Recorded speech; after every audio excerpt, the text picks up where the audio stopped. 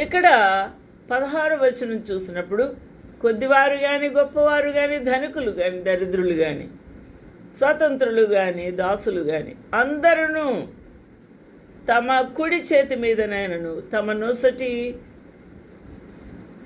ఎందైనను ముద్ర వేయించుకొనున్నట్లు, ఆ ముద్ర అనగా ఆ మృగము పేరైనను దాని పేరిట సంఖ్య అయినను గలవాడు తప్ప క్రయ విక్రయములు చేయుటకు మరి ఎవనికి అధికారము లేకున్నట్లు అది వారిని బలవంతము చేయుచున్నది.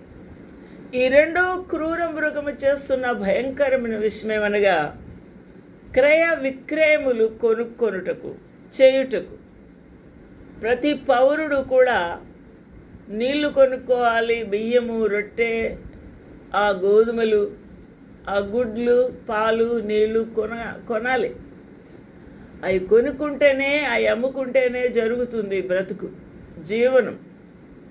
అయితే వీడు ఒక అధికారమైన ఆ యొక్క ఆజ్ఞను జారీ చేస్తున్నాడు. ముద్ర వేయించుకోవాలి నొసటి అందు కానీ కుడి చేతి మీద కానీ. ఏ ముద్ర?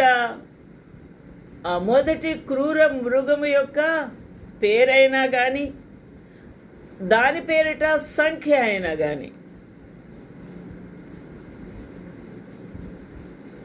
ఆ మృగము పేరైనా కానీ వాడి పేరిట సంఖ్య అయినా కానీ వేయించుకొనున్నట్లు బలవంతము చేస్తూ ఉన్నది. ఎవరెవరు వేయించుకోవాలి, ఎవరు వేయించుకోకూడదు? ప్రతి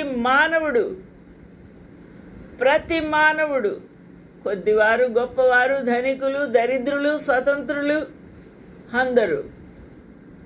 ఈ ముద్ర లేకపోతే క్రయ విక్రయములకు అధికారం లేదు, వాడు బ్రతుకుటకే వాడికి అవకాశం లేదు.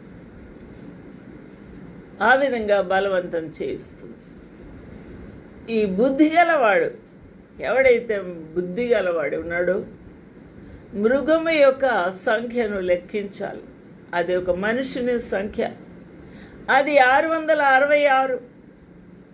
ఇందులో జ్ఞానము కలదు, అనగా యాంటీ క్రైస్ట్ యొక్క నంబర్ 666. ఈరోజున ఆలోచన చేద్దాం. ఎన్నో దినాల నుంచి మనము చూసినప్పుడు ఈ యొక్క అంత్యక్రీస్తు అనేవాడు వస్తాడు, వాడు ఇటువంటి పనులన్నీ చేస్తాడని మనకు దేవుని యొక్క